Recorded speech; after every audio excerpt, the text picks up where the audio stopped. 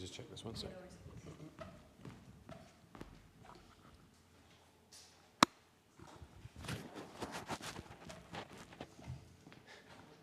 Thank you. Do you need me to test it or anything, or all good? Okay.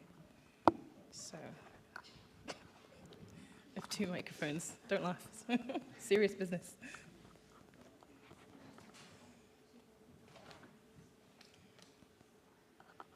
Cool. Perfect.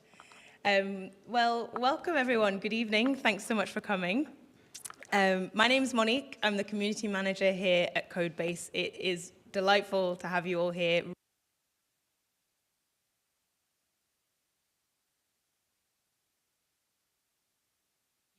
Quick safety procedures announcements.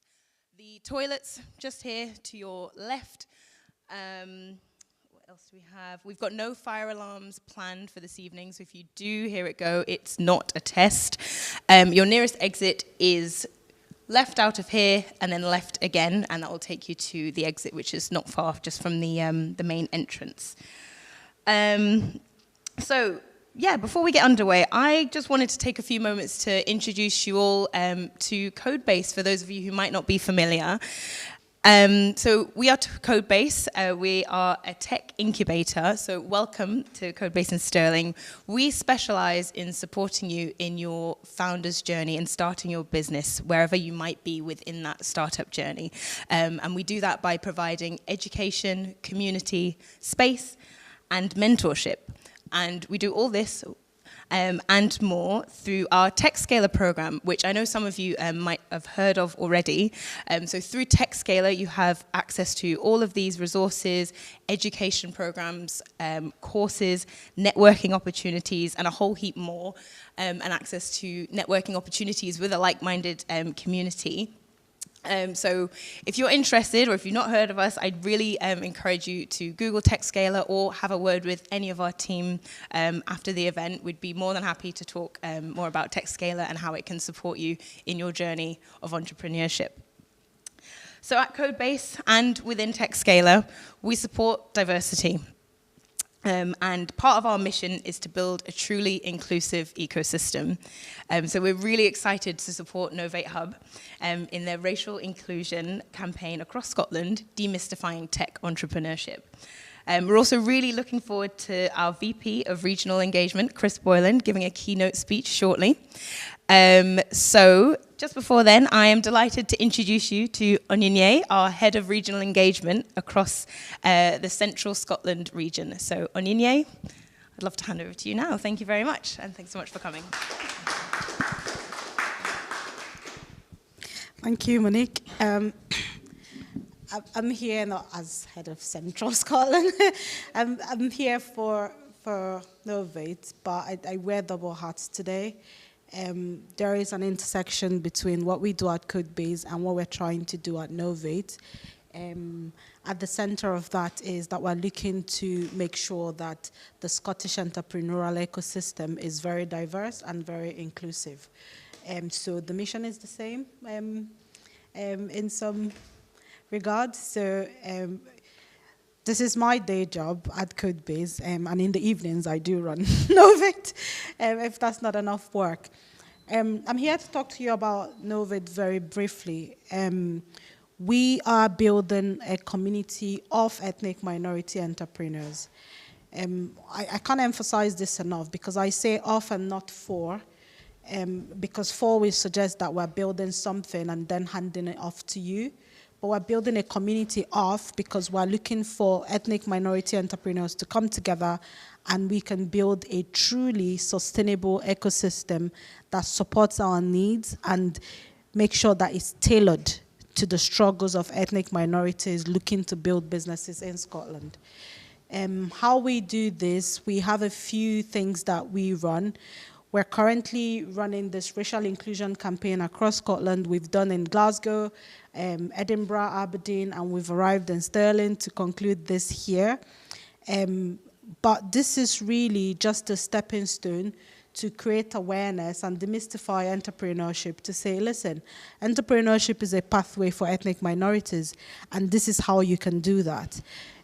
Subsequently, we're going to create programs that then builds on this demystification and start to support people to like get into it and build sustainable businesses in Scotland. It's really important to me that we build a truly inclusive ecosystem in Scotland, because I have run a business as a founder here, and I've failed at it.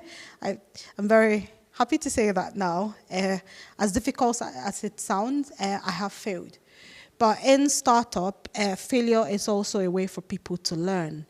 I feel like now that I've failed, I'm very qualified to talk about the pitfalls of building a startup here as an ethnic minority entrepreneur. And just like that, I'm happy to share with other people how to do it right. I've built successful businesses in the past, but I've failed at building a business here. And I can, off the top of my head, reel out the reasons why I failed. But that's not why we're here today. But what this shows is that there is a diverse group of people who can actually support each other. If I've failed, I can share my failures with you, so that when you're building similar businesses, you don't experience the same pitfalls and you do not fail. So that ensures that you succeed. But if I've succeeded, like some of the founders we're going to be chatting to today, Dr. Yakemi and Solomon Adeniji, who have succeeded in building successful enterprises here, we can also learn from that. We can find out, what did they do right? How did they manage to build a sustainable business in this climate where Oye has failed? And so it's really important to us that we're looking at stories of people who look like us and who have experienced similar journeys that we're going to experience, to say, this is how I scaled through very quickly. And with that, it's easy for you to identify with the person and see that you too can build a sustainable business. If you're already building one and you're struggling at it, it might be an inspiration for you to continue to go and know that, listen, there is light at the end of the tunnel. I'll implore you today to listen carefully to the founder stories of these people who are here, and hear what they have to say about how they've built their businesses. If you have questions at the end of each fireside chat, please don't hesitate to ask. No question is too stupid to be asked, and learn from them. At this point, I'm very happy to welcome Chris Boyland, who is our VP of Regional Engagement at Codebase, and also my boss. Please clap very, very hard.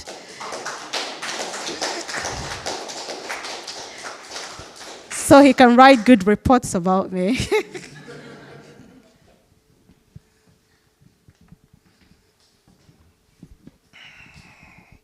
Thank you very much, Ananya. I don't think I've had a bigger build-up to anything that I've ever done than I have had this evening. So I was very pleased to hear that we've already acknowledged that failure is an option, because that makes me feel a lot more comfortable.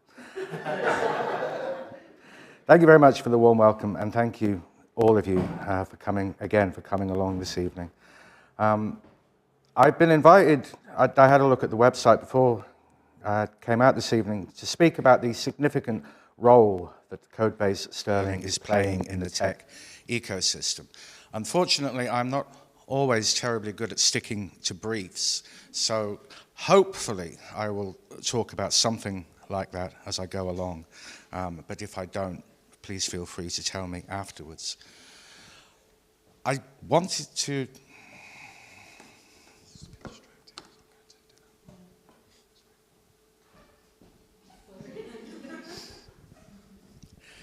I think I wanted to.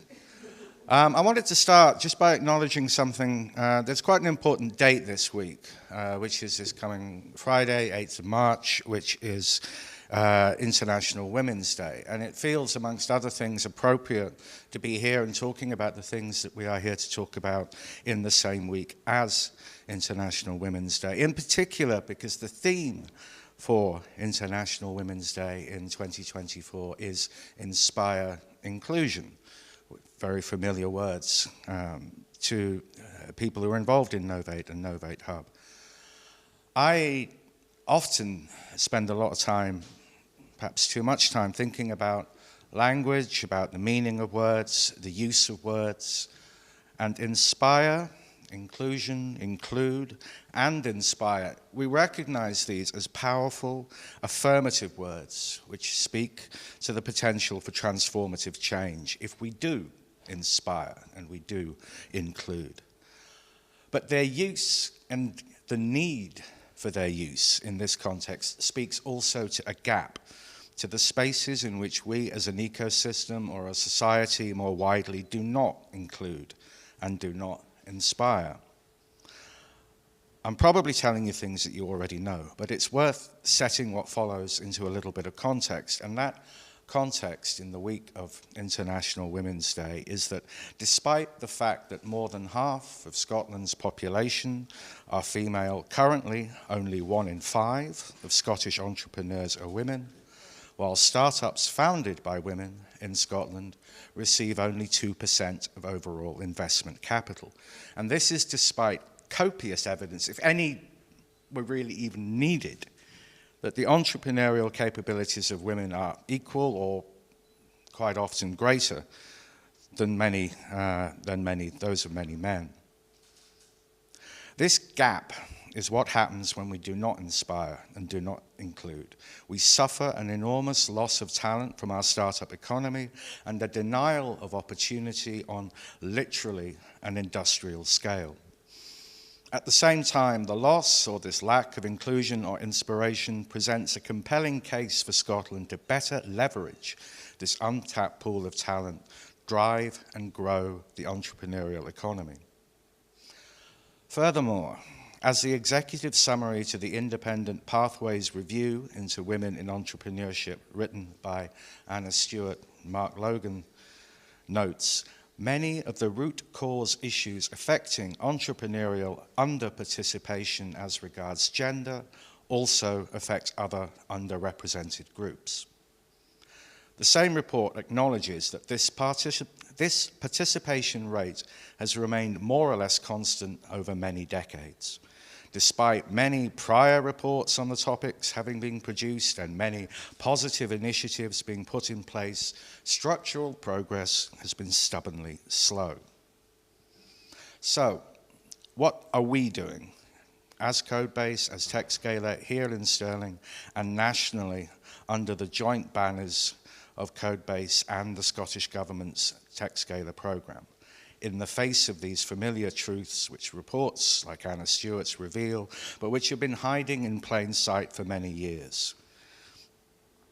Before I go on for too much longer, I'm going to try and talk about 3 things which I think are important that we are doing and that will hopefully help to some extent to address this position and get us to a better place. And I'm going to talk a little bit more about the National TechScaler program that Monique has already mentioned, which our Codebase team here in Stirling, led by Aninye, deliver across central Scotland and the Forth Valley region. So far, we've recruited 73 member businesses to TechScaler in central Scotland.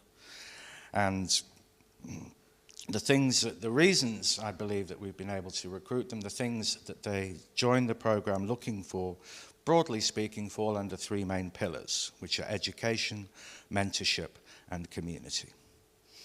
Before I dive into these in more detail, it's probably worth saying, just briefly, a bit of context about TechScaler as a whole, what the idea is and what it's for. So TechScaler is intended to be a national backbone for tech-based entrepreneurship in Scotland. It's designed to be a center of gravity that pulls different parts of an ecosystem and to some extent different regional ecosystems together. It's intended to support interconnectedness. It's intended to make the business journey from ideation to scale more straightforward, easier to understand, more accessible, more available, and more open. To date, we have 643 founders from 517 companies across Scotland who have joined TechScaler. 36% of our founder applicants identify as female, 36.3% identify as non-white European, which you'll know compares reasonably well to the proportions in the Scottish population as a whole. 369 of our founders have enrolled in one of our education programs. 304 are receiving mentorship through the program. And from the information available to us on our members' funding rounds, we understand that companies participating in TechScaler have raised 45.7 million in funding since they joined, with the total lifetime capital raised by our members currently sitting at 295 million. So to whatever extent numbers matter, those are our numbers. But what I want to go on to talk about are some of the practical, ground-level things that TechScaler offers. Founders, entrepreneurs like yourselves, that can help address these barriers to access and inclusion. And the first of these headings I mentioned is our education programs. TechScaler offers free, and I always forget to emphasize this, free education courses for founders and entrepreneurs. We call these courses Startup Basics, Startup First Steps, Startup Next Steps, and Reforge. They're aimed across the piece at people at any stage in their startup business journey, from ideation, the very beginning, when you're sitting at a kitchen table with nothing but an idea and no clear path to turning it into a business, to scaled up post-product market fit companies with tens or more of employees.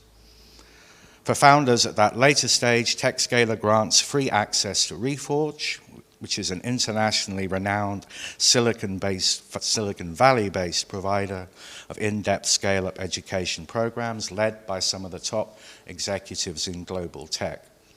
And an initiative that we have recently launched, that we have run for the first time just this last month, from February to March, is what we call our TechScaler Silicon Valley outpost, where we took 12 founders to San Francisco Bay Area, to Silicon Valley for a month. We've provided them with office accommodation, with a base from which to work, and we enabled them to deepen their engagement with contacts, connections, and networks in Silicon Valley. Across the piece, education matters because it can help address barriers to inclusion and opportunity. As the research which underpins reports like Anna Stewart's tells us, pathways into entrepreneurship can often be unclear, while informal pathways and networks are often inaccessible to women and minority groups. Developing an understanding of how to become involved in entrepreneurship and how you successfully navigate its various stages has traditionally required access to informal networks. The old boys clubs, the golf course clubhouses, all of which have traditionally been heavily oriented towards men, principally white men. Formal support, delivered by public sector, by government, and by other institutions, is correspondingly less well organized, disproportionately constraining the ability of women and other underrepresented groups to access support. Our position is that TechScaler can change this picture by providing organized, free-for-all, accessible courses of education and learning, guiding founders rather than leaving them to have to try and find things out for themselves. The second pillar in our program, which we hope will help build a more diverse and inclusive ecosystem, is our mentorship offering. Again, this is free for founders and senior startup team members, and it's tailored to each founder's background, expertise, and immediate needs. Mentorship, our members tell us, is currently the most attractive offering to founders in all stages of TechScaler. When we ask them for feedback, when we ask them to complete questionnaires about what brought them to the program, mentorship is the answer in the majority of cases. We have a pool of over 100 mentors, experienced startup founders, and active business leaders signed up to work with us. 23% of that pool identify as female presently, and our ambition is to increase this proportion to the same level as the number of female founders among our membership. Mentorship matters because, again, it means that our members do not have to rely on segregated informal networks in order to move through the various stages of their business journey. They can be guided and given advice by those who've already succeeded in business. Quite often within Codebase, we talk about steps ahead. We talk about being 3 steps ahead, being 30 steps ahead, being 300 steps ahead. And by using these terms, we try and describe the different stages that founder may be on their business journey, but also where they are in relation to others that they come into contact with in their network. Sometimes it's far more useful to spend time with somebody who is only 3 steps ahead of you, because they will be experiencing problems and challenges that are much closer to your own. Somebody 300 steps ahead may have useful strategic guidance to offer, but the things that they are dealing with at that point in their journey aren't as likely to be the things that you are facing on a day-to-day basis. So we can tailor our mentorship offering to that kind of the idea of where you are in your journey, so that you're getting the right kind of advice from somebody with the right kind of experience. Through mentorship, TechScaler members have the opportunity to learn lessons directly from the startup experience of people whose backgrounds and life stories can be closer to their own. Most importantly, this helps address the underlying issue through a lot of accessibility issues, which is what I refer to as the "this isn't for me" challenge. Again, part of the point of TechScaler, part of the idea is across Scotland, nationally, to be able to demonstrate to more and more people that this is for me, that tech and tech-enabled entrepreneurship, startups and business can be as open and accessible to them as to anybody else. Final pillar I mentioned is our community offering, and there's an extent to which this wraps around both our education programs, our mentorship offering, and the TechScaler program as a whole. Now, I probably don't need to tell you community matters, because we know that female and minority ethnic founders are often left with a sense that they somehow don't belong in entrepreneurship, and this can affect their confidence and their self-belief. This leads to a sparsity of founders from different groups in our economy and creates a vicious circle, helping others to conclude that entrepreneurship isn't a natural environment for them either, which further drives this sparsity. Our plan is to leverage all of the other things that we're doing through the TechScaler program in order to build an open, accessible, and supportive community around all of the things that we do for and on behalf of our members. Since we launched TechScaler, we've delivered 499 community events nationally, 45% of which we ran in partnership with other organizations such as Knowvate Hub and others, and 19% of which have had a specific diversity, equality, and inclusion focus. These events create and curate open, inclusive spaces around Scotland in which members can connect with an ever-widening network of their peers, helping them again to access guidance, advice, and support, but more importantly, helping them to feel that they belong. Now, the main reason I'm telling you all of this is to give you a sense of how these pillars, education, mentorship, community, can help us get to a better place in terms of our overall ecosystem. Sorry.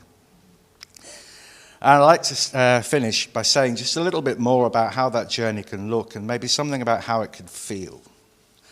So, it involves traveling into the future. It involves time travel, for starters, because a Scotland or a Scottish economy or an ecosystem in Scotland where barriers to opportunity and access are fully and completely addressed doesn't exist now. It may exist, but only in the future. When I think about the future in different ways, a couple of things come to mind which I'd like to share with you. First one is a phrase attributed to the author William Gibson. He's a science fiction writer, if any of you have heard of him. And the phrase is, "The future is already here. It just isn't evenly distributed yet." Like a lot of similar phrases, it's not actually clear if William Gibson ever actually said or wrote this. But to some extent, I don't think that matters, because I quite like the way these sorts of sayings exist in a kind of quasi-mythic or mysterious way. But it's a good phrase, I think, because it provides both hope and challenge. The future is already here in some parts of Scotland, in some parts of the world, in some places. And this gives us a basis for hope. But the challenge is to distribute it evenly, to enable access and opportunity equally for all. And one of the things I enjoy most about working for Codebase, working for Aninye and the team here with Aninye's counterparts around Scotland and with our other colleagues in the organisation, is that I genuinely feel this job offers the opportunity every so often, not every day, but some days. It gives me personally, and hopefully others, a sense of what that future could actually look like. Sometimes this is quite a fleeting glimpse rather than anything concrete or realized. But there have been times in conversations, in meetings, at events like this one, when I can genuinely feel the presence of that future becoming more real, manifesting in a more concrete way in the room. And that's a nice feeling to have in a job. It tends to go away again shortly afterwards, and we crash back a little bit into reality. But working in this organization, working to deliver a program like TechScaler is a genuinely future-facing, future-forward initiative, and that is always exciting, it's always enthusing, it's sometimes frustrating because the future is a little bit contradictory in that it feels a lot of the time like it's arriving because it is in the next minute, but in other instances it still feels like many things are some distance away and we have to wait far longer for them than we would like to. Another thing that I sometimes think about when I think about the future, there's a song by David Bowie on an album of his called Heathen, which was released back in 2002, 2003, so 20 years ago. And I have to acknowledge that just saying that this record is 20 years old makes me feel about 80 years old. But in the course of his career, it's obviously one of his more recent albums. But there's a song on that record, it's not a terribly well-known song, but it's called I Demand a Better Future. And as I said, I like words. I'm always interested in the way in which we can use words to convey things and use of language. And I'm always interested in the way that artists and writers use words. And I've always been struck by that demand in that song title.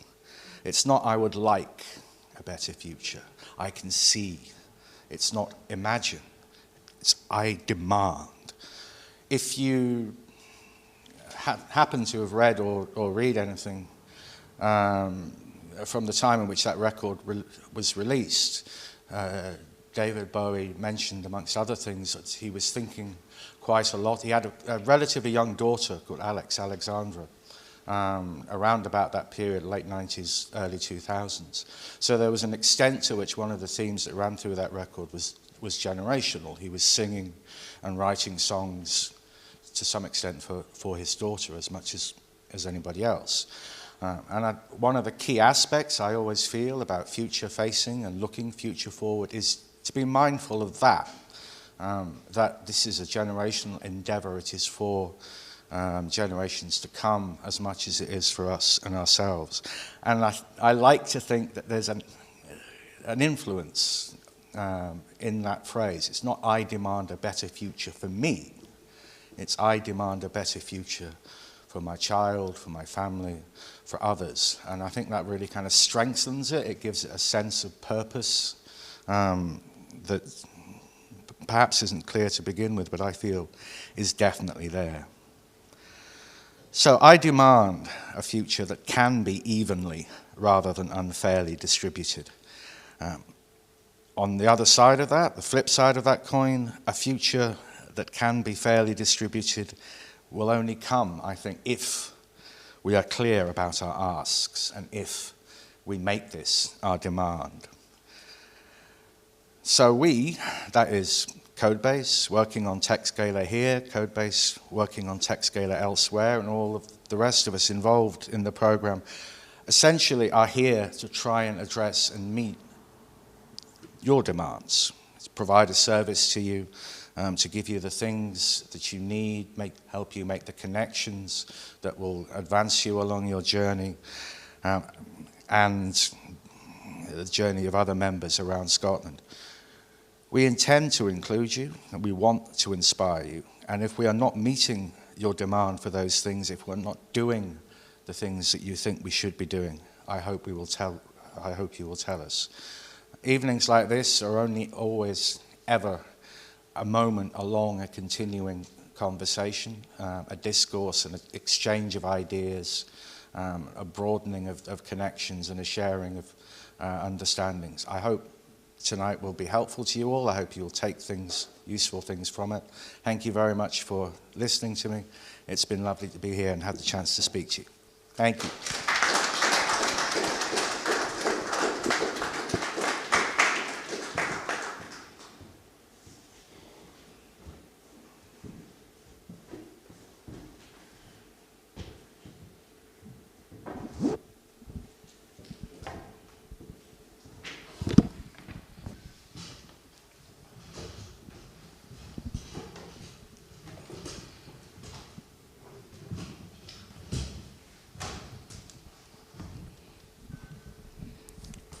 Okay. So apparently you're supposed to keep it very close to your mouth. Okay. Apparently. So still in a line from our last speaker, I demand that you all listen to what Solomon has to share. So the format is I will ask Solomon some questions, okay, and hopefully from his answers we'll be able to share his career journey. If you have any question, take a note of it. At the end, there'll be some few minutes to ask some questions. However, we won't be able to answer all the questions. So there's still some networking time at the end, so you can still catch Solomon. And if you can't catch him during networking, you can connect with him on LinkedIn and then sort of take the conversation outside this building. So I've met up with Solomon a few times, so I know you personally.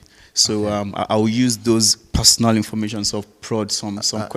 I feel you are bringing me up here just to roast myself. But yeah, so I mean, can you describe yourself, Solomon, without telling us what you do in as little as 1 minute? Solomon is a very reserved person, but jovial. Strong-willed, person that loves to listen to people's problem and go behind to find solution to them, and a little bit of taking life too seriously. Fantastic, thank you very much. And you've got a few businesses, right? So I mean, the one we're focusing on today is Scott Study. Yeah. So do you want to tell us about Scott Study and what exactly the business does? Okay, actually the name of the company is Kosher World Limited. Okay. Scott Study is one of the brands that we have. So I will keep to Scott Study. Scott Study is an earth tech application set up to help international students who want to study in Scotland, basically in Scotland, to make an informed decision even before applying. So the platform gives international students the opportunity to compare courses, compare tuition fees, compare scholarships, compare deposit, read a little bit about the universities before they decide to apply or not. And we are trying to satisfy the student in helping them to make an informed decision, and at the same time assist Scottish universities not to receive a lot of time application from time wasters. So we're trying to find a balance between the student and the universities. So you're almost like a matchmaker. So you've got the students on one side, you've got the university on one side. Universities are looking for students, students are looking for yourself. Not the relationship kind of part. Yeah. So, yeah, fantastic. So similar to what we do at BPS. So before we dive deeper into your business and what you do you want to give us a bit of background? So take us back a bit, where did you grow up? And I'm sensing your accent isn't Scottish. Of course, So I don't try to form. So where did you grow up, and when did you decide to migrate or relocate to Scotland? I'm from Lagos. At least you can hear from my accent. Lagos, which country is that? Lagos, Nigeria. Yep. So, Okay. and You know, Nigerians are very what's that word? This entitlement. They feel everyone knows about their country. Yeah. Okay. Because Lagos is quite popular. So I'm from Lagos, Nigeria. Nigeria is in western part of Africa for people who don't know much about Africa. So I'm from Lagos, and I grew up in Lagos. Basically, everything was in Lagos before I decided to move into the UK. And I first came to the UK in 2009, stayed briefly, then went back to Nigeria, to Lagos, then before I started my entrepreneurial journey.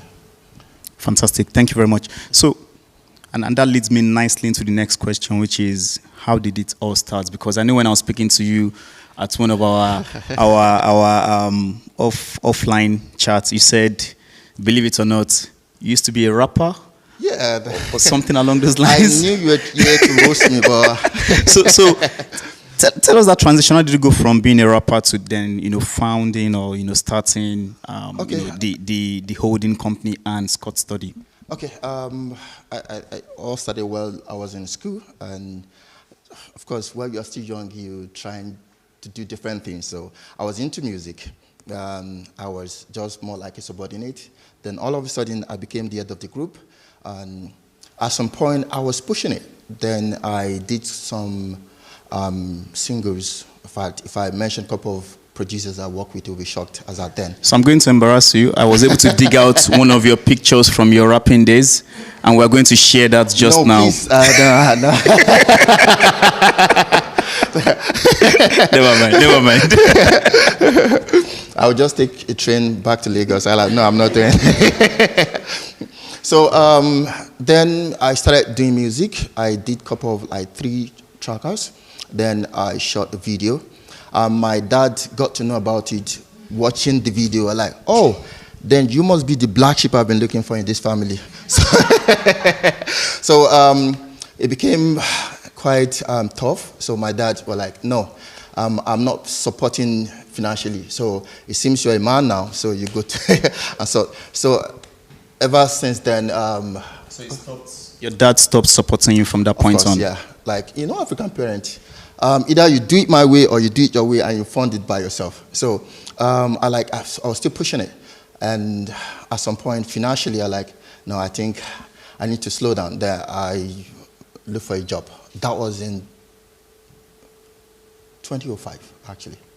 So, and when I got a job, of course, I was working just to make money and keep doing my music thing. But no, actually, I become an entrepreneur based on circumstances, actually. Circumstances. So, because the job you were doing was what eventually fed into what later became Scott Study. Yeah, but I wasn't putting in mind. Yep. One thing about it is, anything I do, if you ask me to help you sell this water, though I don't have intention of stick to that profession, I will sell it. You'll be shocked. Yep. I put my mind all in to get it done. So I wasn't, even as at the time I left that work, I wasn't planning. I was trying to. It's a long story. So while I was doing that, working for 5 years. And what was this job? Because it feeds into the later part of the story. I was employed as an admin person, admin assistant. Okay. Then all of a sudden, I was seeing what they're doing. They were not doing it right. I'm like, no. Then I took it up. At some point, I was doing about 5 people's job. I was the one making offer of admission on behalf of University of Hertfordshire, while even in Lagos. I make the offer. I sent to Stirling. Okay, so this company was based in Lagos, and they were working with UK universities with admission. recruitment of students. Yeah. So perfect. Okay. At some point when they called, they came for visiting and they noticed that enthusiasm and love. Oh, I think this person will be able to do it because they are quite worried. So I started issuing offer letters on behalf of the universities for all Nigerian students. Then I was the one, they have marketing managers, but they all come to me for marketing advice and all of that. Then I was doing a whole lot of things, but my mind wasn't there. I like, no, let me just have that money. Yeah, I'm going back to the studio. Music, okay. Then all of a sudden things happened. I was not able to continue. Then while working, I was, little guy trying to grow up. I'm like, oh, let me invest. I shouldn't use all my hands to eat. So I was giving, not an uncle, relative. Not relative actually. Yep. In African times, an uncle, somebody older than you. Yep. So I was the man was into buying stock. and selling and stock. Yep. So I was like, and keep some pay. Like, oh, my future, no, I can't guarantee it's better. So at the point when I left my job and I blew all the money, I look at the balance. I'm like, nah, it's what like when you finish working and you stop working and you look at your bank account and it's showing £200. And like, I'm like, where do I start from? Yeah, I remember, okay, let me go and talk to this uncle. Oh, please, can you help me sell all the stock? Bring the money. My intention at the time, that was in 2009, to like, okay, let me travel back to the UK and start my life. Or I start music. If it's not working, I jump. And he's like, okay, I'll get you the money. Then he kept posting me from a month to 2 months, 3 months, 4 months. At the point, he just called me and said, to be sincere with you, Solomon, there's no money. I think it was at the time when stock market was crashing in Nigeria. So if you buy a stock at the time, it's nothing. So he said, when I gave him that money, or when I was sending the money, he was using that money to pay off all his debt. So there was no money. And he was saying, if I should promise to give you that money, we are talking about another extra 1 year. So you may not get the money on time. And I was struggling to pay my bills. So I like, Then he called me and said, okay, what do you want to do? I like, yeah, I'm into music, but at this time, I don't have the money for music. This is what I was banking on. And I was even thinking, get my money, let me travel back. Like, okay, what he could do is, but what do you do at the moment? Or I said, I stopped working, and this is what I do, but I wasn't having any interest. He said, okay, what do you want to do? I said, I'm stranded at this point. I do got a call from a couple of customers. Oh, we went to your office. They told us you're no longer working. We have so customers being students or the universities. Parents. Okay, no, student parents. Student parents. They go to the office. They couldn't see me, and they kept calling, and they were asking me, okay, I have a problem. Then I put my head in different stuff. If you have a 10 years band, come out. It was quite tough. So, and I told him that I have a couple of calls coming from parents and students, but I'm not really interested. They said, can you just find a way to attend to them? Okay, I'll give you, say this is the man's office, and that is the entrance. He said, okay, I'll give you a desk and a chair at that entrance, just to be attended to your client. And though you still pay me, then we did plus or minus, and of course, he outsmarted me, actually. Asked me, okay, for that desk and chair, you'll be paying so amount. Coming from a guy that my account balance was not smiling. So I like, okay, how can we do it? Because I don't have any money to give. And like, okay, in the next 3 months, I should need to pay. At that time, it was my girlfriend at the time, like, okay, don't worry, I'll support you. Then I have a desk and a chair. That is how it gets started. So that was how you started what is now Scott's Study? No, that was a different company entirely. Okay. On the long run, I took the whole office from the man because he was bankrupt. Okay. So what you started then eventually grew? Yeah. There in Lagos? In Lagos. And that was basically student recruitment? Student recruitment, education, tourism, okay, and one other thing. Okay. So basically you started there because of circumstances, but then at the same time you had the skills to do it. You were good at it, essentially. Yeah, I was good at it, but in entrepreneurship journey, I think it's required more than just your skills.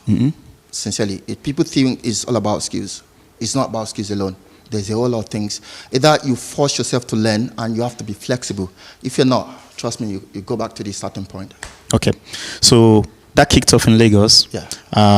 You grew it. How did that then transition to, Scott study? Yep. Okay. I came in, I was getting too tired of what I do daily, so I wanted a new challenge. So I was planning to do my master's. That was 2015. Yeah, that was 2014, 2015. Then I spoke to one of our partner universities. I was like, if I will be willing to find solution to recruitment problem, then the number of international students coming to Scotland this much, actually, compared to England. Yep. For Wales and stuff, those ones are much lower. Then I I think I'll use that as my thesis. So don't worry. Then they decided to sponsor part of my studies. Okay, so you're able to get the university to give you a part scholarship for you finding a solution to one of their problems. Divide the money 50-50. Yeah, and that's never you just came up with that idea, right? That was just, it's not something that is a standard. Yeah. So because I knew there was, of course, Scotland was not a popular study destination. Okay. In fact, most of the cities in Scotland are not well known. If you talk about Edinburgh, they will ask you, where's that? If you talk about Aberdeen, Aberdeen is still a little bit popular. I think Aberdeen and a little bit of Glasgow. The only way you sell Dundee is when you start telling, you're Dundee United. Do you get it? Dundee United for non-Africans or for non-Nigerians, it's more like a way of insulting someone that they are dumb. There was a time in a couple of years ago where a club in Dundee played with another club in Nigeria. So while they were playing, they unfortunately did own goal. Own goal is scoring in your own home, in your own pole. And people were laughing and like, those people are Dundee United. That means those people are dumb. That is the meaning. So from there, people got to understand Dundee when to be. Yeah. Fantastic. So I think the points I'm trying to pull out from there is, because sometimes on our entrepreneurial journey, we always think 1 + 1 is 2, and we always think this is the way to do it. But, with that story you just shared around, approaching the investor, I've never heard that before, saying, I want to come do masters at your university, I'll find a solution for you, you give me a discount, or you give me a part scholarship. So because there are a lot of entrepreneurs here and budding entrepreneurs, they are facing challenges, and they are thinking of the traditional way to solve that problem. So I think sometimes you need to think outside the box and come up with ridiculous ideas that when you share with the first person, the person will say, that's stupid. Then that means you've got a good idea. So just wanted to touch on that before sort of continued.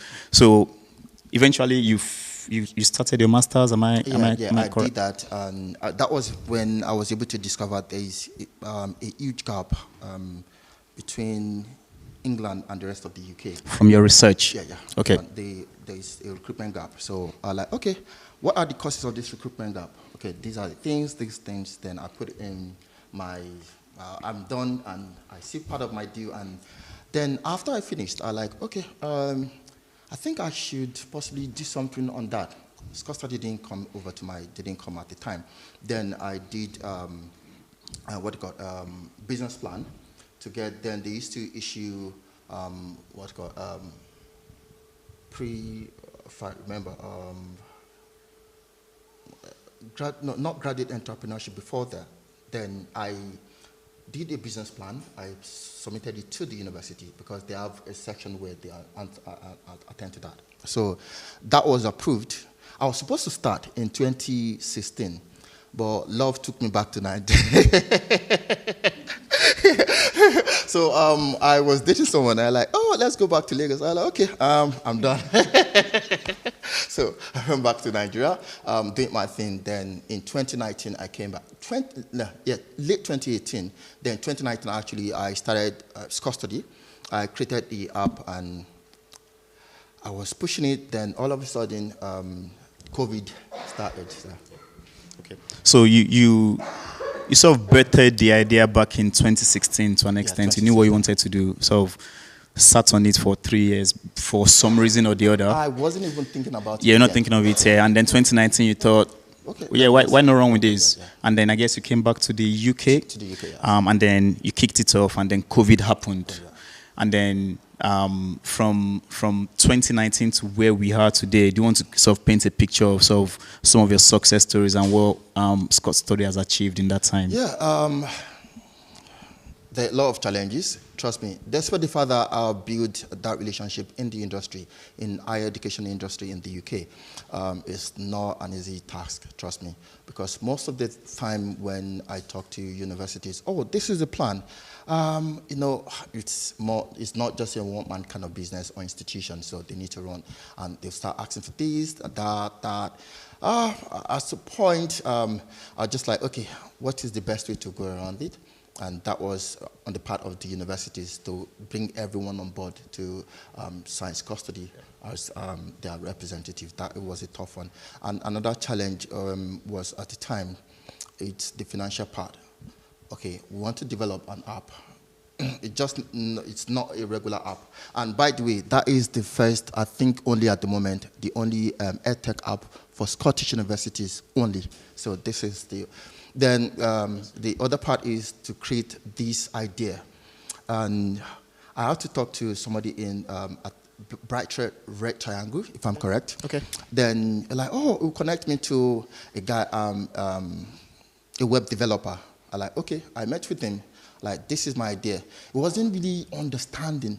So, and good for the fact that while I was in my high school, I used to be an artist. I draw. I know how to draw. I know how to paint. Then I like, okay, don't worry, I'll give you a sketch. Then I got the home page, how it should look like. Each of the pages there. Yeah. So I designed everything basically. Like, this is what I want to do. And then he got it. Yeah, and they got it. Then we're now start talking about money. You know, most part in entrepreneurial journey is about having that financial support. If it's not there, trust me, I just have to think it through. I'm not saying you need all the money, but you need something to start with. Then I like, okay, not that I don't have the money at the time. I like, no, I won't use my money. I'm doing 50-50. If you have to bring his own money. So I negotiated with the guy. I think at the time we started with a very terrible amount. We started with, I think, £2,500 to build an app. They were like, okay, it was like, well, we need to make it, and we should be budgeting £15,000. And no, let's start with something.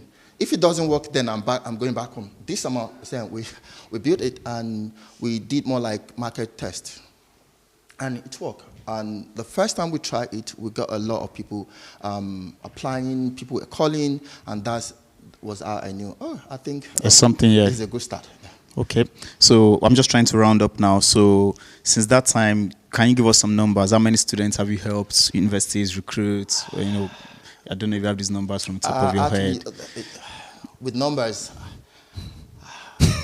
number is much. What you can do is, if you go to any of these universities, even in Stirling or in Edinburgh or in Glasgow, and mention my name or the name of course, you see, we're not the person. So we have like good number of students actually across different cities in Scotland. Okay, and what has been so if you were to give your younger self, say 10 years or 5 years ago, you know, an advice, what advice would you give that person? Firstly, I will advise myself to be well prepared. Don't just because of circumstances just jump into it, because it's more fun talking about it now, because the journey wasn't smooth. Sincerely, it wasn't smooth. So that is one of the things. You need to be well prepared, like emotionally ready, financially ready, and trying to build enough connection. Yeah, that is one of the things I would advise myself. Yep. And you know, on your journey as well, you have grown. You now have employees, you have a team, you have a physical office. In Edinburgh, I've been to your office. So, you know, at what point did you realize I can't do this by myself? I need people around me.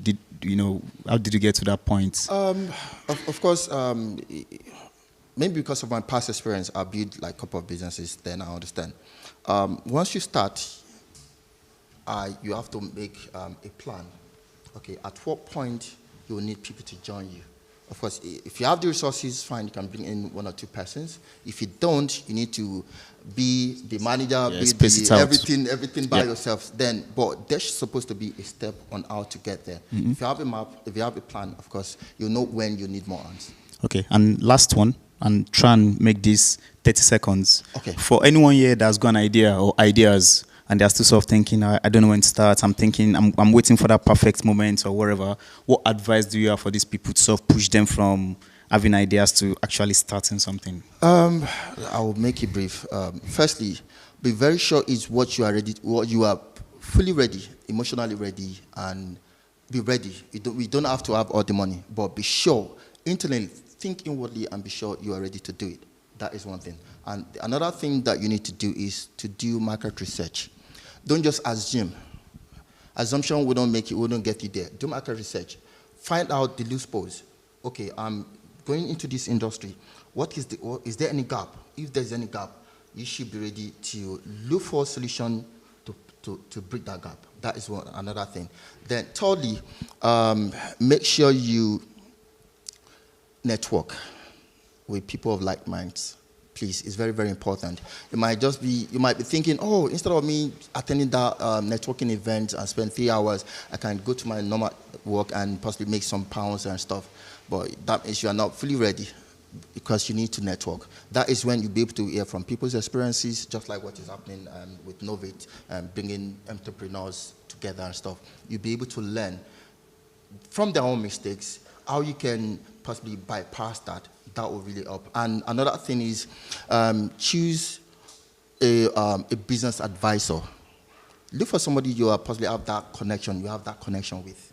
Then you'll be able to listen and they'll be able to guide you and they will know your journey. They will know where you're starting from, where you're going, and they'll be able to put you through. And lastly, don't leave your job and want to just jump into a startup. Please. Get a source of income. Get something bringing in money to pay your bills while you're working towards that. Or you have a partner. Or have a stash that I can last you 6 months or something. Or you have a partner that is getting your back 100% financially then before you start. Fantastic. Thank you very much. Before you leave the stage, just take one question just in the interest of time. Is there any question from the audience?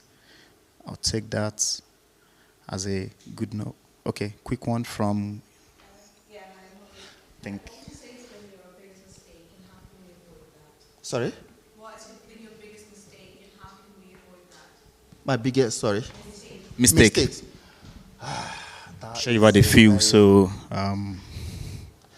I can't really think of, maybe because I'm so much concerned about every step. Before I make a decision, I look at the consequences. I don't know. I'm not saying I've not made any mistake. Maybe employing people at the point, because that is one of the things entrepreneurs don't really consider. People is not just bringing people into your team. You need to be sure they'll be able to fit in. I think it's one of the things I learned. But it's not a regret, but it's just like, oh, okay, I think this is the best way to handle it. Yeah, fantastic. Thank you very much, Solomon. A round of applause for Solomon, please.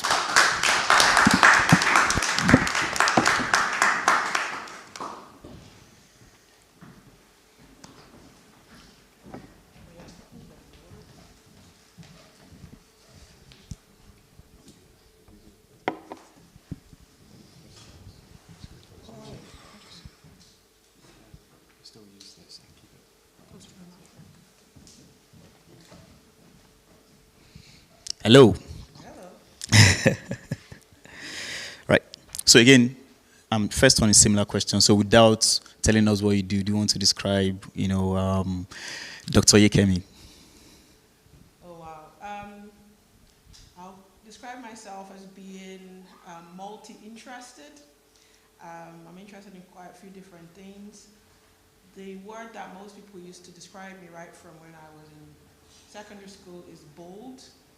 I'm probably the person who's with a group of friends and runs into the ocean ahead of them, puts my leg in and tests how deep it is and whether it's cold, and then shouts back to everyone and says, it's okay, let's go. So I think that's how I would describe myself. Fantastic. And so I've known you for a few years, and I've always wanted the opportunity to ask you this question. So what does Yekemi mean?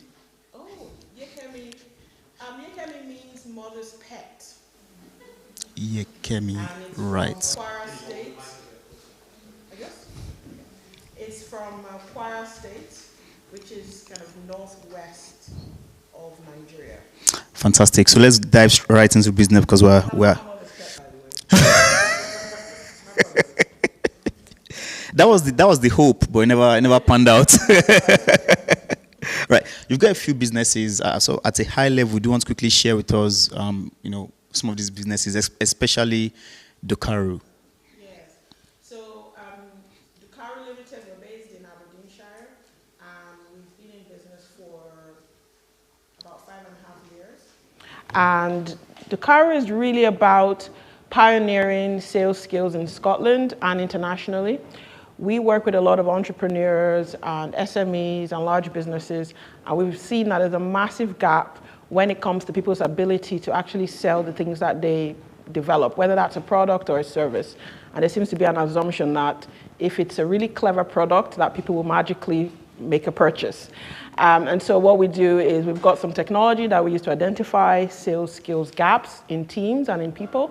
And we've got certain services that we can provide to help close those gaps so that these teams can have more predictable business growth. I've got another business, which I guess is a hobby that kind of went out of hand. It's called Yo Couture, and what I do with that is I design clothing using African print fabric. And I mainly purchase this fabric from Ghana, Nigeria, and Malawi. And my close friend and I, we just got this idea, and we made a few different samples. I advertised it on my Instagram, and there was some interest, and we thought, right, let's make more. I have no fashion background, but I was determined to brighten up Aberdeen. Anyone who's been to Aberdeen knows that it needs brightening up. So all the yellow, red, orange fabric, and my goal is that every woman in Aberdeen has something that's colorful because we absolutely need it. Fantastic. So thank you very much. And I also want to take you back slightly. So again, I've done some digging on you, and you've sort of grown up in different places, right? So do you want to tell us, I'm always interested in what makes people entrepreneurs or what makes them go into starting business, because sometimes when I think about entrepreneurship, I think it's madness. You have to be a bit abnormal to go into entrepreneurship. Yep, because you can easily just have your 9 to 5, get a good pay and go home and not worry. But as an entrepreneur, you're switched on constantly. So did your upbringing make you who you are, or make an entrepreneur out of you, or did you just sort of fall into it, would you say? Oh gosh, that is such a good question. Up to 2 years ago, I would have said my upbringing had nothing to do with it, because I grew up in a household where my father, he had a job for like 30 years, and also culturally, and you'll understand this because we're from the same country, entrepreneurship appeared to be something people went into when they have failed at something. They were failed out of school, or no one would hire them, or they got a poor grade, and then they'll say, oh, I'm in business. So if I took a boy home to my parents back then, and they say, oh, what does he do? And I say, oh, he runs his own business. He's not an accountant. He's not an accountant, he's not a doctor. It's like, oh my gosh, it's probably a scammer, this fraudulent guy. So I think the whole idea of entrepreneurship kind of surprised me. I was surprised when I became an entrepreneur. I was quite reluctant. I felt like I was an old entrepreneur. So giving away my age a little bit, I was already in my mid-30s when I started my business. And it took me 2 years to tell my dad. I waited for my brother to do something worse. and then I shared with him what I was doing. So up to 2 years ago, I would have said it had nothing to do with it. But most recently, I'd realized that I actually come from a line of women entrepreneurs. I hadn't really seen them as entrepreneurs. My mom had her own shop, and she had different properties that she was renting out, but I hadn't seen that as entrepreneurship. Her mom, who is still alive, 98, had her little kind of kiosk in the market, and she sold food stuff. My daughter, who is 14, has dabbled into like 3 businesses already, and I suddenly started realizing that actually there might be some genetic aspects of it. And certainly my attribute of being bold, I think, means that I can skew towards that entrepreneurial side. Fantastic. And looking at LinkedIn, you seem to have, so you said your business, Dokaru, sort of in marketing, training space, But then your background is actually in engineering. So do you want to sort of tell us how you transitioned sort of from as an engineer or from that space into? Well, it was all by accident, to be honest, because I didn't really know what I was doing, and I'll explain. When I hear people talk about their business journey sometimes, it's very retrospective because you go back and think, oh, how did the journey happen?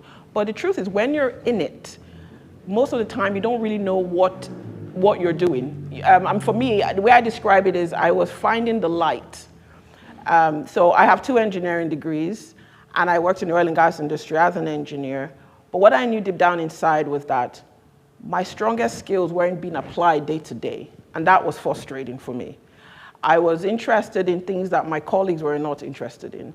I was interested in business. I wanted to sit in on client meetings. I was interested in technology. I was interested in strategy. And the whole building reservoir models and things was quite boring to me. And so I was fortunate to have a manager that started taking me to client meetings, and she saw this thing in me and started exposing me to more commercial sides of business.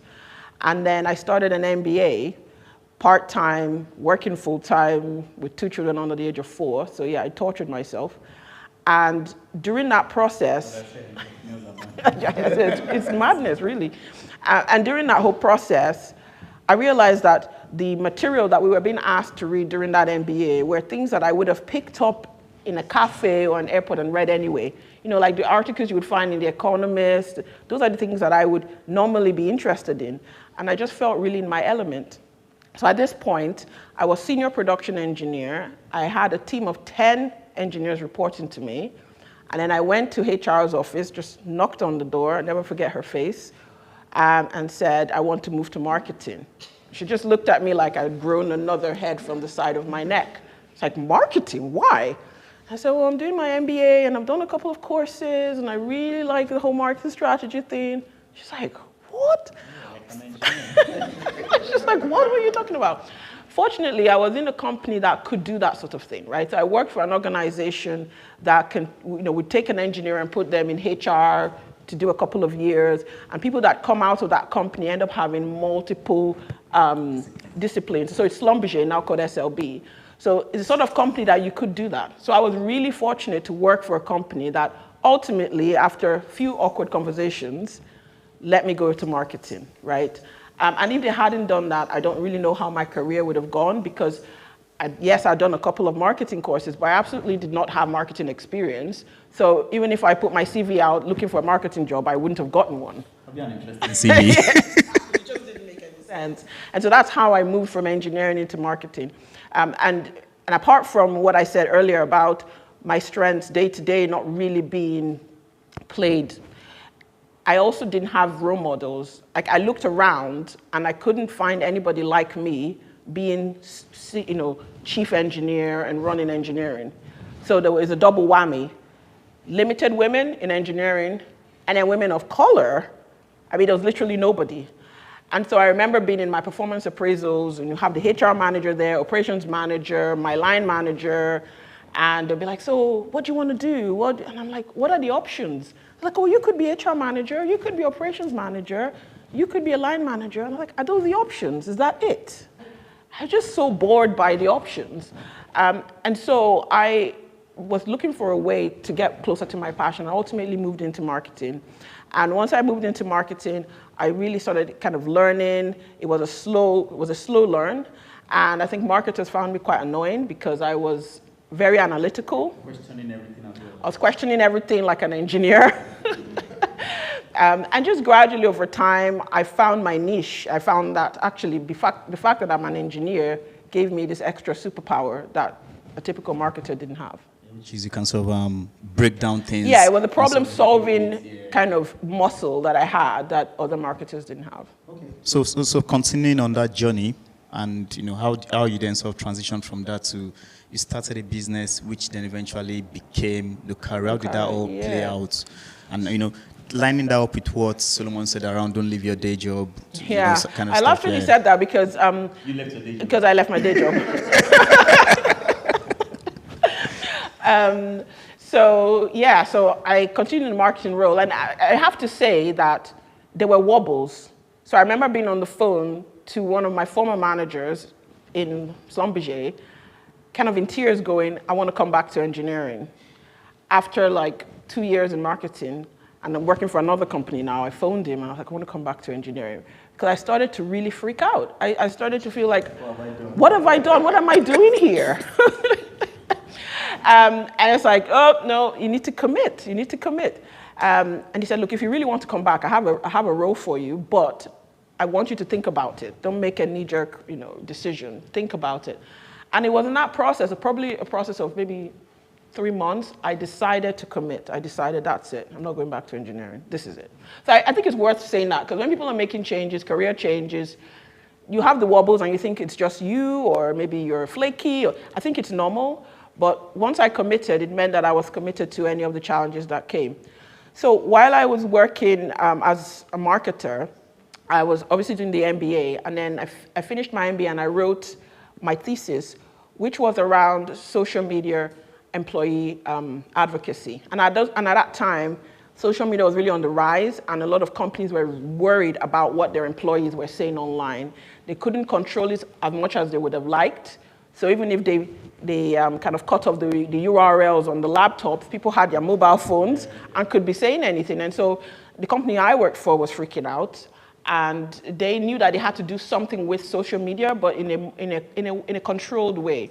And so as part of my thesis, I interviewed companies like Dell, IBM, Nokia, that were doing social media really well. In fact, IBM trained something like 12,000 people to be able to use social media to amplify the brand voice. And so it ended up being an academic thesis, but when I finished, my supervisor said, you really need to turn this into a business book, something that business leaders can pick up and read, because I think there's something going on. There's a wave around this social media, and so it'd be interesting for you to make this more accessible. So in true Yekemi style, I quit my job and spent 4 months writing a book.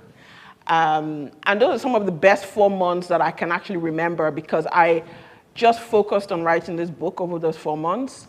I got a publisher and I launched the book, and I just launched it because my supervisor told me to. And so I was quite surprised when the book became top 100 in 5 categories on Amazon, because that wasn't the plan. And at that point, when the book did well, I'd gone back to work part-time, and they had made a bunch of people redundant. It was 2016 when a lot of redundancies happening. They'd made everyone except myself and one other person redundant in the marketing team. And so you can imagine the annoyance of the manager when I went and resigned and said, off the back of this book, I would like to start my own business and be a consultant and work with companies and help them get social media off the ground and help them. And they're like, we just literally made the whole team redundant and you're leaving. And so that's how I then went off and started Your Marketing Limited in June of 2016, which was my first business. So just to touch, jump back on those moments where you were quitting your job or jobs. Where were you financially? It's good to touch on that. So did you get support from your plus one, or how were you sort of navigating all that? Yeah, so there was a lot of naivety, and naivety is not always a bad thing, right? So when I quit my job, I had saved 3 months worth of living expenses, because that's why I talked about a little bit about arrogance, right? Because I thought, I'll get a client within weeks, 2 weeks, 3 weeks. I'll get a client. So I had saved 3 months worth of living expenses. And I can imagine that those 3 months now had to extend to like 4 months, 6 months, 9 months. And that really caught me by surprise. I was like, oh my goodness, I hadn't thought of this. I think if I was the breadwinner in my home, this would all be a non-starter.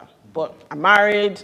My husband was paying the bills, so even if I wasn't earning money, it's not like I'm out in the streets. I would be fine. So I know that it's different for some other people where you are the breadwinner, so you can't just make a decision like that, which can look really irresponsible. So I had that benefit, and so it was absolutely right. If you've got someone that can support you, it could be a spouse, a partner, or family members, it really, really helps. So that really helped me. So the point there is marry or choose your partners wisely. Make sure you have money. Yep. Okay, so then your marketing sort of kicked off. Yes. And then eventually that ended up morphing into the career. How did that all happen? Yeah. So I think good things always come out of a crisis if you can keep your head up, if you can weather the storm. And a couple of things that Solomon said that I really resonated with. I think there is there is benefit in being hugely flexible. Flexibility is the backbone of entrepreneurship. And I think my natural personality, I am actually not that flexible. I'm quite a strict person and I'm very organized and I like things a certain way. Yeah. And so the whole flexibility thing caught me by surprise. So when I started Your Marketing, it was based on this book I had written. I had this idea. I was going to work with companies, train up their staff so that they can use social media really well to elevate, the brand name. I was going to run programs across the northeast of Scotland. That was the plan. But even though I was getting a lot of interest, people wanted to meet me for a coffee and all that, people were not actually spending money on it. And again, there was a crisis. There was an oil and gas downturn, and social media advocacy wasn't the top thing on people's minds. So I was like, what is happening? Yeah, I actually stopped drinking coffee after a while. I don't drink coffee anymore. So I had to be flexible, and I remember having a mentor who said, there's a lot of other things that you can do around marketing. Why are you so focused on this specific social media side? And he encouraged me to look at things like marketing strategy. So one of the things I had become really good at was developing marketing strategies, especially for complex industries. So like manufacturing, IT, engineering. It's like, why don't you offer marketing strategy to companies? And you're a good writer. I mean, you wrote a book. Why don't you write? Why don't you become go into content writing, develop white papers, especially for complex industry? You're an engineer, you understand what they're trying to achieve, and you can write. And so even accepting that I had to kind of bend what Your Marketing was doing felt like failure to me. It felt like this was a plan, and I've now gone off and I'm doing something, So it felt that way. And I said, no, it's actually success when you get feedback from the market and you're applying it. So I learned a lot in that process. And it was during that whole process, as the business grew, I then had to decide, what does this business become when it grows up? Do I need to hire people and become a full-fledged marketing agency? Because my time is finite. I can only have a certain number of hours in the day. I had one staff at this stage, who was, she was basically an admin ninja and did all the things that I didn't want to do.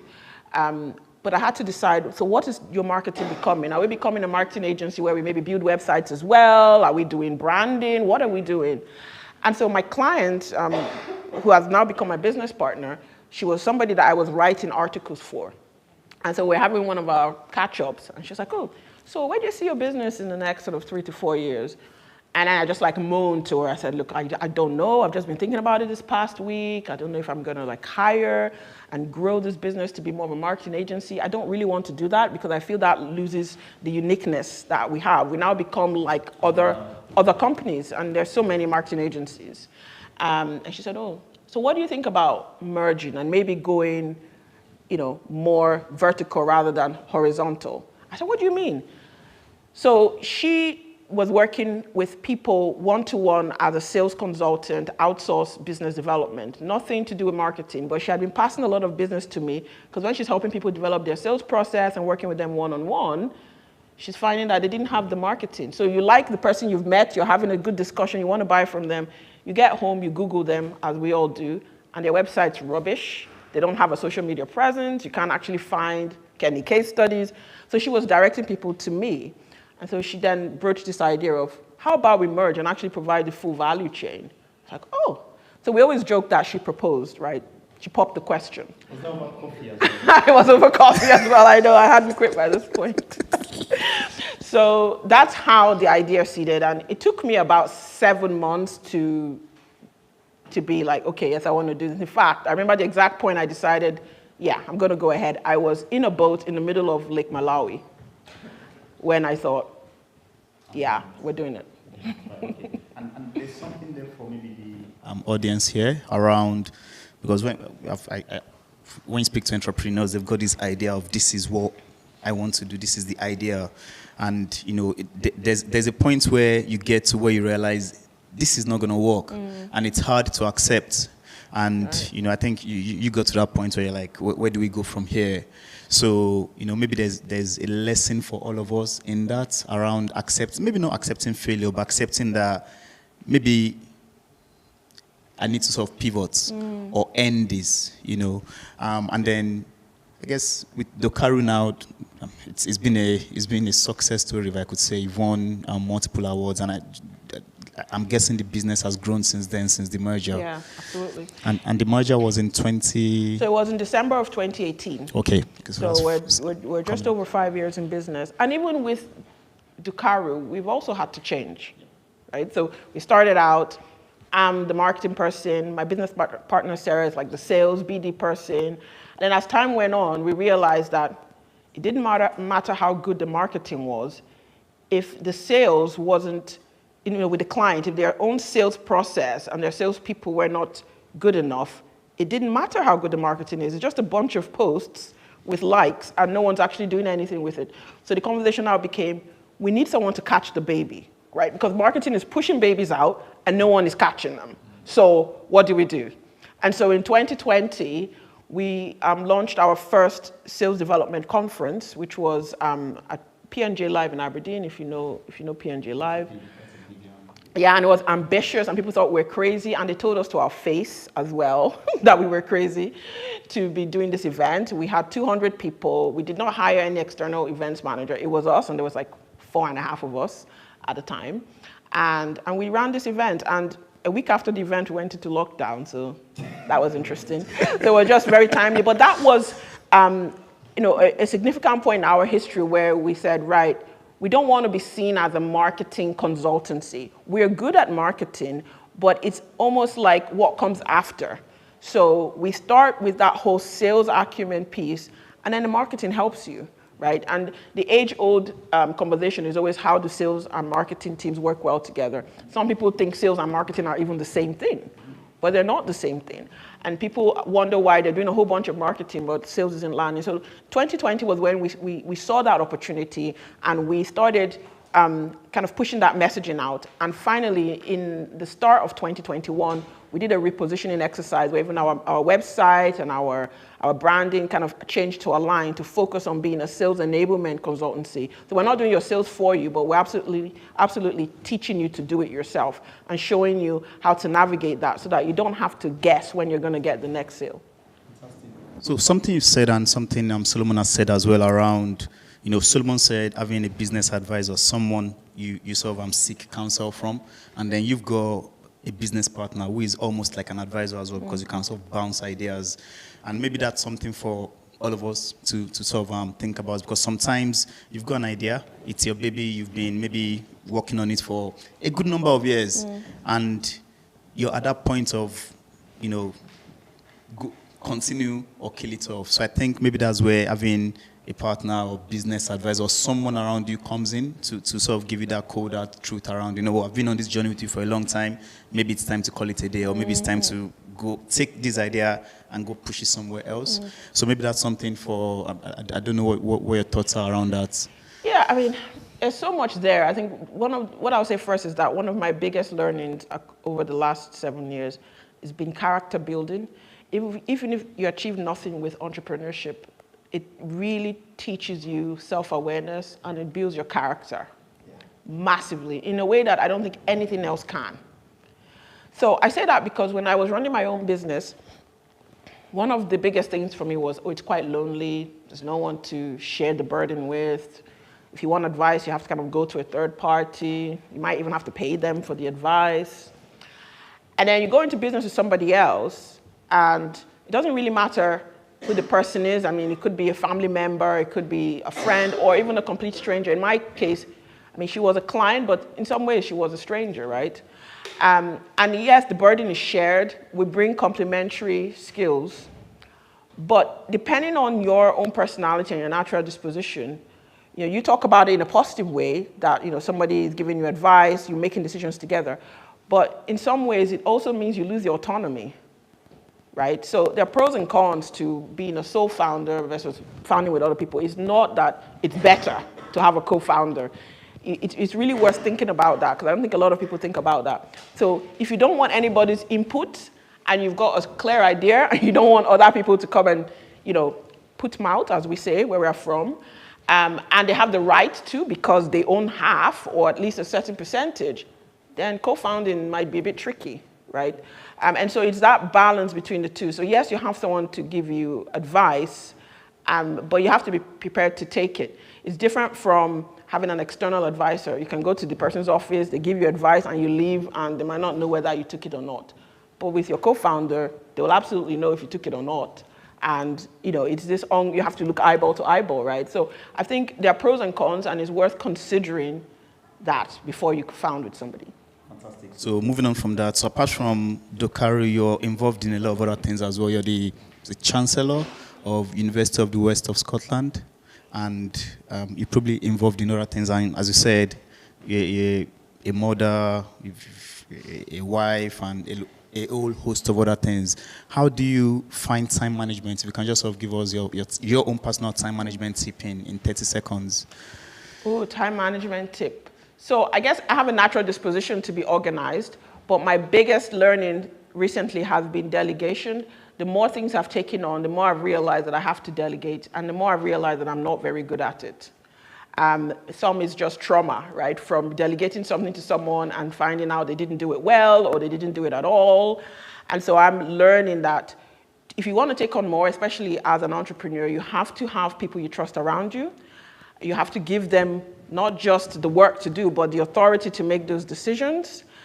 Just because you've delegated doesn't mean you're completely hands off. You have check-in points. So if you say, look, I need this done by Friday, don't wait until Friday to check in. On Tuesday or Wednesday, check on them. How are you getting on with this? Do you need any help? Especially in this remote world. It's not like they're in the office and you can see that they're working on it or not. You don't know.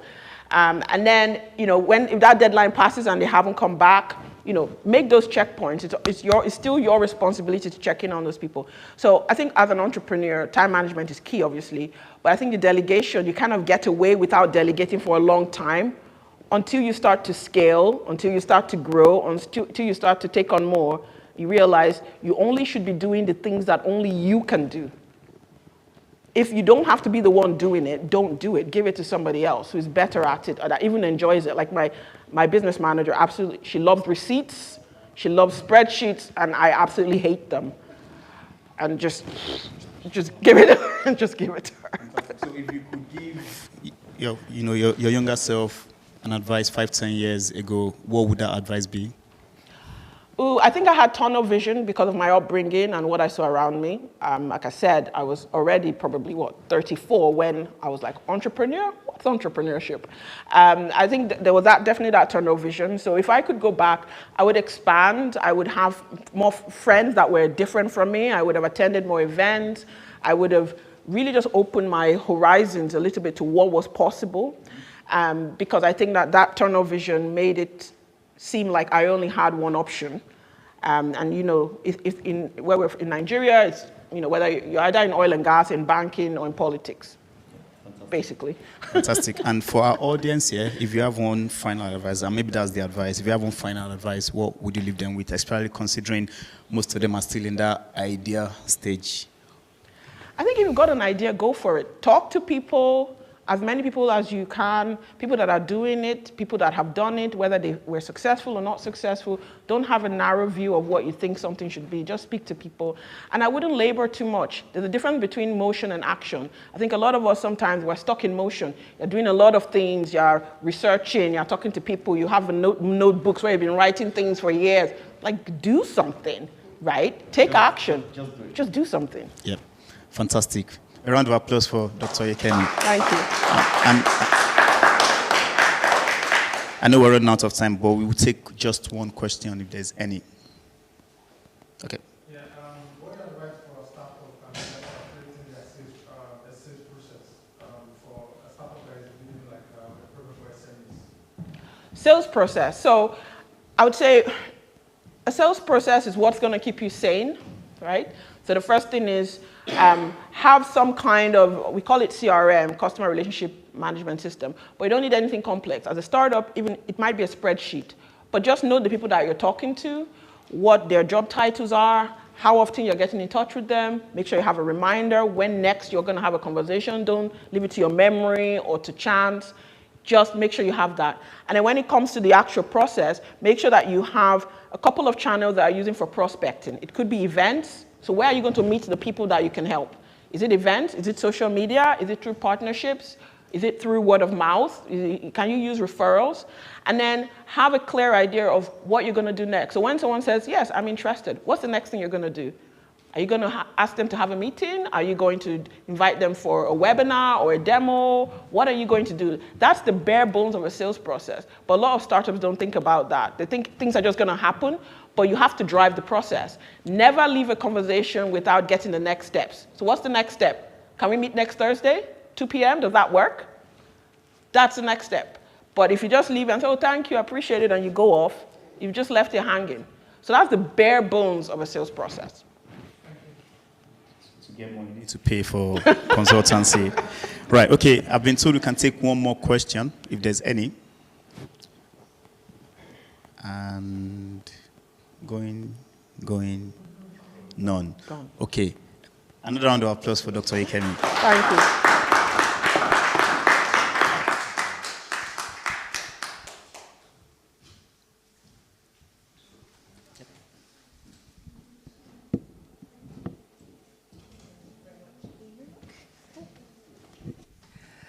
So last few words for me, really, just to thank you Enoch, thank you Dr. Ikemi, thank you Solomon, and thank you Chris.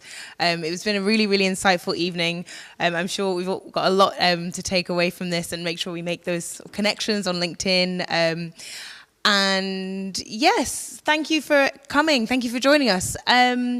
We do have some food and drinks left in the sort of networking space there. You're very welcome to take those. But all that's left for me to say is, yeah, thank you so much for coming. Have safe journeys home, and we hope to see you again soon. So thanks for coming.